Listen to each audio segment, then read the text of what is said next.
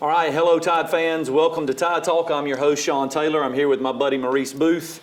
Maurice, I hope you had a great holidays. Oh, hey, how are you? Yeah, I'm good. Yeah, good to see you, Good bud. to see you. I did have a good holiday. Welcome back. Yeah? Yeah, it was good. It was really good. It's been odd. I mean, I think that's been kind of the Because talk. you don't always turn 50. On top of the fact that I can't turned wait. 50. Yeah. I know. When are you going to turn 50? 15 years. Right. It's been kind of odd. I mean, I know that's been the talk, but it's been kind of odd with Alabama not being in the playoffs. Yeah, it's empty. It's almost, from our perspective, and I know the rest of the college football world is going, finally. Who cares? But now I've heard more people post and talk to that said Alabama would have given, I think Slippery Rock would have given LSU a better game. But definitely Alabama, and you know, if we can have a rant at some point about the committee, I'll be glad to. But that was, you're just playing favorites as far as, I mean, heck, just get out of the way and let AP do it.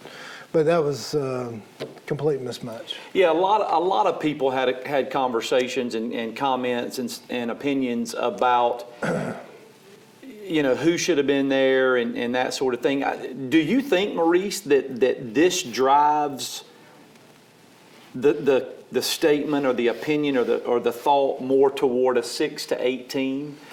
That won't happen until somebody from it's going to probably be a Big Ten conference team that is left out. That's how we got to a playoff to begin with. Alabama, LSU, and the Big Ten commissioner at the time felt that they were, and he got the other commissioners to back it.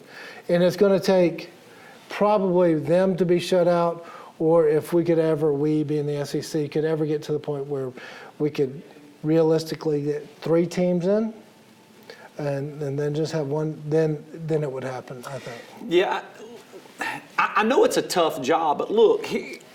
But it pays well. From a simple-minded guy, I mean, you're ranking a 2-loss Georgia. Right. Who lost to South Carolina. Okay. You know, who just was not very impressive this year. That's just a fact. I mean, and look, I'm a Kirby Smart guy. I love Kirby Smart. You're talking about a 3-loss Auburn that's ranked in front of, and yes, this is an Alabama They lost show. to LSU by 3. Yeah. In Baton Rouge. And I'm an Alabama fan, but you just can't convince me that a 2-loss Alabama who lost to LSU by 5 and absolutely just did not show up the first half. And we can talk about that till the cows come home, but I say that just to say you can't tell me that we're ranked behind. Okay. Yeah, okay, so you're opening Pandora's box. Yes, I am. All right, the job of the committee, which one of my friends quit talking to me for a month, so it was a good month. I said the sole job of the committee is to identify the 4 best teams. Records, they take that into consideration based on who they played, who they lost to, what the teams look like. That's it. It's not hard. If we're going to go by that, then let's go back to 1984 where BYU went undefeated and beat a 5-loss Michigan team in the bowl game and then won the national championship. So if you're sitting there and saying that a 2-loss Alabama team didn't deserve because they lost to Auburn there, lost to LSU by 5, maybe this team's pretty good. Maybe. Or then you're going to sit there and go, well, Oklahoma only had 1 loss. All right, who'd they lose to? Right, Kansas State. At home. Who did I get into this with Georgia fans? I don't mean to upset y'all because I really don't care. But Georgia fans, y'all didn't have a quality win. I said, does South Carolina count? If it doesn't, then that's a humiliating loss for you all, which it was. Texas A&M, they counted that as a quality win. Well, we destroyed Texas A&M.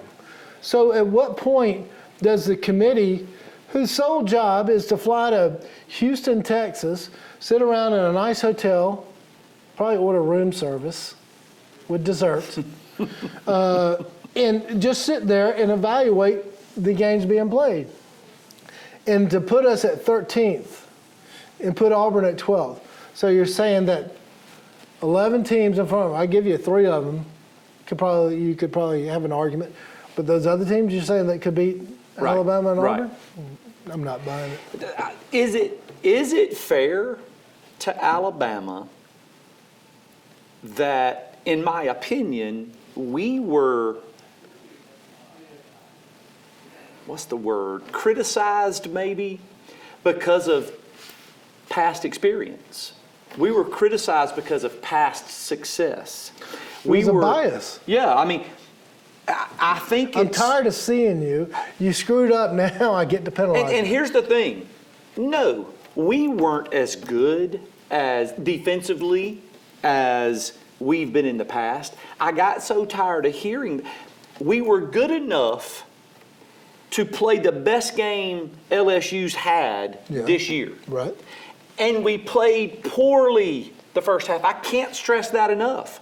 We played poorly the first half. But we were good enough to give LSU the biggest scare they've had. It's frustrating for me because of Alabama's success that this team has been somewhat penalized because of that. I think it's almost, they were looking for the opportunity to They were waiting on the opportunity. to dogpile on Alabama, and they did. 13th. All right. Well, what you've done now, you've reinvigorated a sleeping giant. Hopefully. I think so. Hopefully. Saban's been recruiting. He's landed some really good ones. I was just reading about the number 1 athlete, tight end, 6'5" man, that he said he's already signed the papers. He just didn't announce it. If you go back to signing day, which he's going to announce day after tomorrow. Right. Or no, Thursday during the Under Armour game. I think it's David Washington, I think is his name. Just a beast. Yeah. And Saban mentioned during the press conference, we've had some players that signed that didn't want to announce, so we're going to respect that. Wow, what a coinky dink. Right. So I'm hoping that's another one. He's been out recruiting, and I think when you get disrespected, even though you think you're always on your game, you up it up just a little bit more. I mean, that's going to lead right into the next segment, because I'm really, that was going to be what we were going to talk about. I'm really hoping that this team takes offense to kind of what's been given them, to the criticism. Right. I hope they take offense to the ranking. I hope they take offense to the talk. It's funny, though, and this is just a little sidebar. My son was showing me something over the holidays during the playoff games. It was a new drinking game, and it was during the playoffs. Every time you hear the mention of Alabama, you got to take, I mean, but what does that say for the program? You know, everybody's talking about the dynasty is done and there's a new king, and granted, listen, you know, we'll talk about it in a little bit. Clemson, you know, they're 29-0. Any way you shake it, and I know there's conversation about their strength schedule, but they're 29-0. Right. You know, that's impressive in any shape, form, or fashion. But it says a lot about the program. It says a lot about what's taken place over the past 10, 11 years when they're talking about Alabama and Alabama's not there. Right. But so we're gonna go into this next segment, Maurice. We're gonna talk a little bit about that exactly. The recruiting. Are our guys motivated? So on behalf of Bob English and State Farm, we'll take a short break. Hold your seats, Tide fans. We'll be right back with Tide Talk. Hey, Bob. Hey, Bob.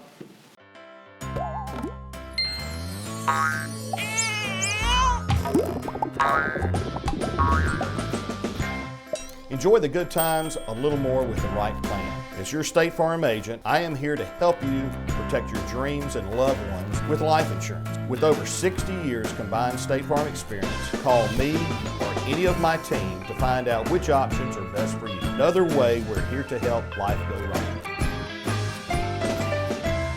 All right, welcome back, Tide fans. Maurice, we're talking. Is he supposed to be here? Yeah, hey, shh, don't tell everybody. Okay. We were talking that segment just about, waking up a sleeping dog. That. Right. You go back to the 2010 season. We lose a heartbreaker to Auburn. We're not in the big picture. We go and play Michigan State. Michigan State. In Orlando. What a coinky dink. And our guys were motivated. They were motivated. Also during the season, there was a lot of injuries, which they finally got well and were able. I remember Marcel Darius had a foot problem or something like that, and he finally got well. And that was, Saban didn't want us to score anymore against Mark D'Antonio and Eddie Lacy. He wasn't even the starter. Right. Third string broke it off for 48 points, something like that. 49-7. So. Okay, so you're saying it's 49-7. So I was close. And I did my predictions on game day, and I was worried at first. Things we're hearing out of Tuscaloosa is there is a serious focus, a disrespect, think about it, Sean. You were part of one of the greatest classes in college football history, as far as ever since they started ranking these classes together. This junior class or third year class was considered one of the best all time. Right. It topped USC's from 2000. Reggie Bush yes. and Leinart. And It barely topped that. So now you're telling these group of guys that are starters, hey, you're 13th best. right. Yeah, and none of you are All-Americans, and none of you are up for any of these individual awards. Right. Yeah, that's what I'm hoping that these guys are thinking. I hope that that's what Scott Cochran's ringing in their ears. I don't think he has to. I think this is finally, and we've talked about it all year, about a team that has some type of motivation. Somebody takes the lead, and I don't know who it is, but word is that there is not a chip, but a boulder on their shoulders that's like, all right. It'll be good to see Alabama play with that on their shoulder. When's the last time is it 2010 when, we didn't make it? Is that the last time you really have seen us play with a chip on our shoulder? I see a lot of similarities. I don't think that team had as much of a chip as it was to superior talent against Michigan State. I see the same thing versus Michigan in that being team speed. Ohio State revealed how basically slow Michigan is. That's why they've destroyed them. They just have on the outside edges and in the backfield too much speed for Michigan, and they haven't recruited to that. And there's so many things that are circulating right now. I mean, we were talking before the show about a little bit of the teaser that Tua put out there, and there's speculation that some guys could be returning, and then there's just, of course, the guys that have already announced, Terrell Lewis and Trayvon Diggs, that they're leaving. Right. What do you think that impact? Let's talk about those two guys first. What do you think the impact is with respect to them not being in the lineup? I'm fine. First of all, I think Lewis should have come back for another year. There was nothing overly impressive about the season. If he thinks it is, then I would say you need to put in a tape of Chase Young at Ohio State. That's what we expected from you. Right. And if you're going, well, that's another guy's. Okay. Well, this is what that position for what you're thinking of yourself should be, and you didn't reach it. The other side is I don't have a problem with it because it's an extra spring practice for those That's right. that you get the reps at number one in whichever position. I think secondary wise, it's okay. And Saban finally admitted, which I didn't really think of, I always knew that we weren't as good as the year where we had the entire defensive backfield leave. Right. Not last year before. Saban even said, a couple of years ago we had everybody leave and we still haven't had a chance to recover. Never heard Nick say that. But it's the truth. To get everybody up to speed, you would like to have a sophomore come in and start. That way he's been under it. And then you have a senior or a junior that's kind of running and coaching them along. We've had everybody, all right, play. Right. I'm not making an excuse. And they're good, but they're not. I'm sorry. Clinton Dix, D. Milner, Dre Kirkpatrick, they set the bar. No offense to these guys, you're good, but you're not there. You're not at that level. Listen, those guys had their struggles early on. Sure. They had their struggles early on, and I was reading an article that Golding, in his conversation in the bowl for the bowl game, and he, finally get a chance to get in front of the camera, and he was making the statement. He said, "Look," he said, "you're talking about throwing two 18-year-olds out there that hopefully you throw one and they can look to someone that's going to help them with the calls, but now 9 other guys are looking to them to make the calls, and they're unsure." He goes, "It's not that those guys aren't talented. They're talented. But when you're talking about people that are changing fronts and shifts and motions, and they're looking to the sideline, and you got to do it quickly," he goes, because they've got to call the front for the defense, for the up front guys. And we knew that all along. Listen, I hate that Harris and Lee had to step in like they did. And if you go back, I mean, Dylan Moses got hurt the week before the kickoff game with Duke. Right. So he didn't get the replacement didn't get a whole lot of reps. With the first group, he had reps, but he didn't have reps with the first group and now making the calls. Right. And then on top of that, the guy beside him, they probably did have reps, but they were having reps with Dylan Moses. They were having reps with McMillan. Right. So now the whole dynamic, and I say that to say. Say it. That to say this. Man, when you really think about, we talk about the SEC being the toughest conference. These guys, look at LSU and the transformation they had offensively, and now we're expecting two 18-year-olds, to call the defense, and so yeah. Listen, it's going to be exciting for me to watch them. They've played 12 games now. They've taken some bumps and some bruises. They've taken some criticism. It's going to be exciting for me to watch and see, see what they've done. Now you're really calling them a sophomore. They're not freshmen. Right. You're calling them a sophomore. It'll be exciting to see how we play in this bowl game. Will be indeed. Yeah, the motivation part, I think, is going to take care of itself. I think Alabama's ticked off. So I'm hoping that the outside hype, who's staying, who's not, I hope that hadn't taken an effect. There's so much anticipation waiting to hear from. I really think, I go back to 13th ranked. I'm going to show you. It's huge. I'm going to show you 13th ranked. Right. It's huge. And listen, I'm not only that, Maurice. I know you keep up and been reading. Man, I'm going to tell you, Michigan feels like they're a better football team. They talk confidently. Well, Sean, it's just like I posted the other day. Every time I buy a lottery ticket, I feel like I'm a millionaire. I'm not. Right. Michigan, I've watched you play. You had an impressive year after your embarrassing loss to Wisconsin.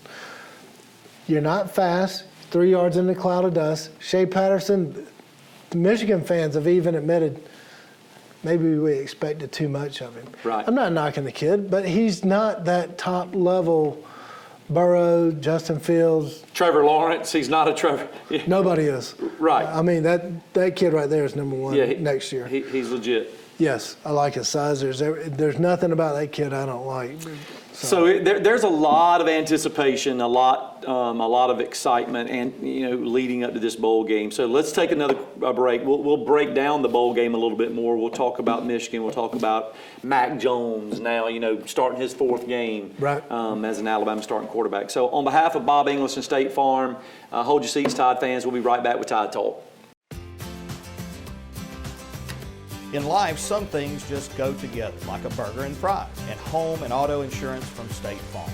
So make it a combo. Combining your home and auto insurance could save you time and money.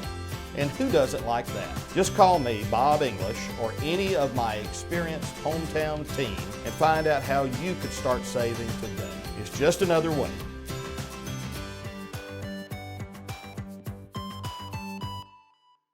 All right, welcome back, Tide fans. Maurice, the bowl First game. off, isn't this a lot less cluttered? It just, We seem to be missing something. oh, Heath isn't here. That's right. Heath. My buddy Jimmy's out of town, so we Who? Jimmy. You remember him? He's normally sat right over there. Oh, the delivery guy. That's right. Oh, I thought he That's was just right. delivering pizza. Yeah, he's missing out on us, but So he was actually part of the show? he was. I thought you were going to edit him out. We did a couple of times Oh, actually. okay, good. A All couple right, good. of times. Look, last time we played Michigan, if I'm not mistaken, Orange Bowl. You're mistaken. I am mistaken. Opening game in Dallas. Oh, that's right. 2012. That's right. Opening game 2012. If they had breaks, we beat it off. Yeah, yeah, I do. That's right. I think it was such a lopsided game. You was. kind of forget about that. It was I was going back to the 99 Orange Bowl. Orange Bowl. I think Tom Brady's senior year, Sean Alexander. senior year. Overtime, we lost by an extra point. Lost by. And some jerk that some guy that I work with said, we beat the brakes off of you. I said, we missed an extra point in overtime. That's right. You moron. That's right. I mean, you nice guy. A lot of hype about Well, it's too traditional tradition. power. Yeah. And if we wouldn't have vacated the wins in 90 under Stallings, I think we would have. I was calculating, wasn't I? I think we would have passed Michigan which they are and still have been the number one leader in wins. We would have surpassed them, but we had to forfeit, so we forfeited those wins. I think it was 22 victories. So, yeah, it's two of the all-time greats. And you were talking about earlier. Some of the places I've traveled to. Yeah, I'm bragging. I don't like to location drop, but I'm doing it. But they've heard of Alabama. Alabama is a brand. That's right. It is not, I'm sorry, it's not a school anymore. It's a brand. And that brand, and I think Saban has created it to this level. It is, I won't say pretty much worldwide. There's a lot of teams that are, but Alabama is equivalent collegiately to the Cowboys and the Patriots. Yeah. It is a brand name. Michigan is very similar in that their helmets are iconic. Very traditional, very basic. Yeah. You go back to Chrysler, Yost, Schembechler, all those guys, exceptional coaches that put Michigan and kept Michigan on the map, and now we are where we are with Jim Harbaugh. Yeah. So. Yeah, I'm interested really to see the two different styles. I mean, Harbaugh is, of course, a little bit younger, but he's hard-nosed. Played quarterback. The players talk about him being a player's coach. You got Saban on the other side, who's defensive-minded. Obviously a little bit older, but obviously hard-nosed. I'm really interested to see the two teams. I mean, again, I'm hoping that the motivated Alabama team shows up. That's what I'm expecting. It'll be disappointing. It'll be disappointing with everything that we talked about. Number 13 ranking, all the criticism, defense is bad, etc. Mac Jones, without Tua, we can't do this. It'll be disappointing if that mad, as you mentioned, reference block on their shoulder doesn't show up. Right. And coming in, 7-point, we're a 7-point favorite, which is a lot in a bowl game like this. And I don't mean to get it. I think we cover easily. I go back to team speed. There's not a whole lot of teams. There's not a whole lot of teams in the South. I mean, outside of the SEC, Right. that have the type of team speed that these schools like us have. And Alabama right now has exceptional team speed, Yeah. especially offensively. Yeah, I'm looking at our offense with Mac Jones. I've said it before, I'm a Mac Jones fan. I like him. I'm looking for our offense to, especially with the guys that are staying to play. Judy's playing, Devontae Smith's playing, Ruggs is playing, Waddle, they'll all be there. I'm looking for our offense to have a huge day against what I think's a slower Michigan defense. I guarantee you're going to see the receivers and probably Najee, the younger guys will get some playing time too, but you're going to see an attitude, and it'll be a confident, not a classless type of. It'll be one like, let's go, come on. Let's talk quickly about the impact of Tua being there. He traveled with them. Sure. Dylan Moses is traveling with them. LeBron Ray, they're still doing therapy, but Right. they're there with them. They're part of the team. They should be. Let's talk about the impact. We mentioned again the anticipation of whether he's returning or not. We both feel like he's returning. What do you think? It's kind of like nobody wants to talk about it because I might jinx it. Well, it's the elephant in the room, no pun intended. Right. I mean, but at the end of the day, the impact that he has, do you think that those guys, do you think that the players, do you think they know? Do you think he's been in the dorm rooms or in the meeting rooms talking to Well, them? I mean, it depends because during Tua's press conference, which was a nice gesture on his part that, I sent to you all back in early December, it was just out of respect for the local media. And it wasn't to imply anything. And I think the media kind of misinterpreted some of the things that he said. I think it is probably something between he and his parents and Saban and some of the coaches. I'm thinking that he's in the meeting rooms with these guys. He's in the offensive. Well, first of all, you better be. Yeah, I mean, with Mac Jones and looking at film and Devontae Smith and Henry Ruggs and Judy and these guys. And I think that's motivation. Well, I think he loves that about. I mean, like he said when he was in Houston after the surgery, I can't wait to get to Tuscaloosa to be with my teammates. I think he enjoys watching films, being around his teammates. So yeah, I think he's there, and I think he's very much a positive influence. I would be more. I would have more of an opinion of those that aren't playing. Right. Being there. Right. You want to play while you're here. Right. And I'm not being ugly, but you want to focus on that, go focus. Yeah, on that's it. right. I agree with that. So. Again, man, we're in a peculiar situation because we've never, in the past 6 years, we've never been in a situation where we weren't playing for a championship. Right. And now we are. So we've got those guys that are making decisions that, do I play, do I not play, draft status, et cetera, because the bowl game doesn't mean a national championship for the first time in. I don't care. I mean, I go back and I understand. There's no right or wrong. It's a business decision, as Nick says. But at the same time, you're not going to play in this one, but you want to play in the Senior Bowl. And I know it's to highlight your talents in front of the NFL scouts. Well, they're watching this game too.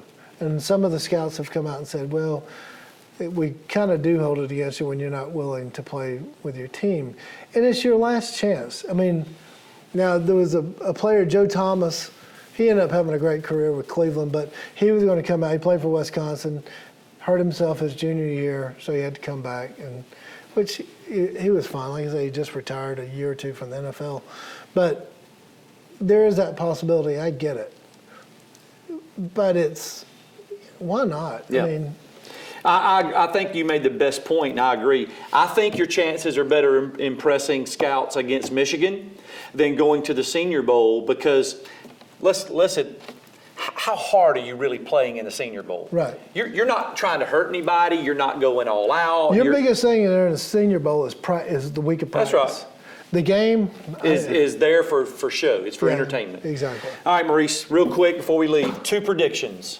I'm going to ask you 2 predictions. I'm going to lose 20 by May. Let's go June. July. Okay. All right. Well, sometime. Two predictions. Okay. Game prediction. And is Tua staying or going? I didn't think we were going to talk about that. I think Alabama, I think we get 42, 45 to 17. Okay. Happy New Year. Look, I've said, I don't have to read between the lines. It's just certain things. We haven't said, what Tua said on Twitter 2 days ago during the game, which I was sitting there watching the game. I said, this has got to be eating him and our team up. But he tweeted, give me some time to be continued. What do I care if you're going to the Miami Dolphins? That's right. Take all the time you want. Right. But in the conversation Bo Jackson had with him, which similar, not the same injury, do not rush this. Yeah. Told him twice. Yeah. Take your time. Do not rush it. I'll leave it at that. And you? 42-14, Bama. 42-14, and Did Tua you write this down?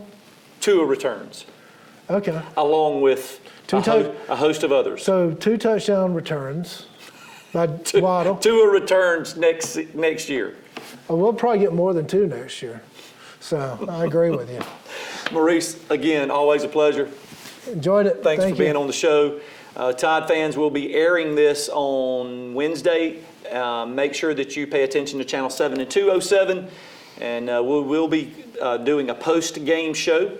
So hopefully you'll come watch us then and roll Somebody else Tide. supposed to be here? Roll Tide.